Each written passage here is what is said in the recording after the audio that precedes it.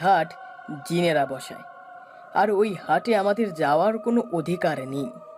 গ্রামের সাধারণ মানুষ যদি ওই হাটের আশেপাশেও যায়, তবে তাদের প্রাণ সংশয় হতে পারে। কেউ তাই জেনে বুঝে নিজের প্রাণের ঝুঁকি নিতে চায়নি।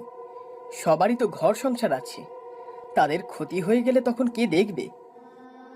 আমরা যাব, এরকম একটা রহস্যময় ব্যাপারের সত্যতা আমাদের যাচাই করতেই হবে।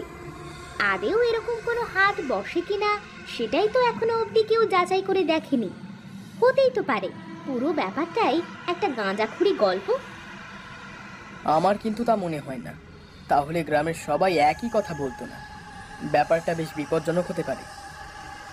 এখন এখন এখান থেকে তাড়াতাড়ি চলো, আমাদের বাড়ি ফিরতে হবে। রাত হয়ে আসছে এবার।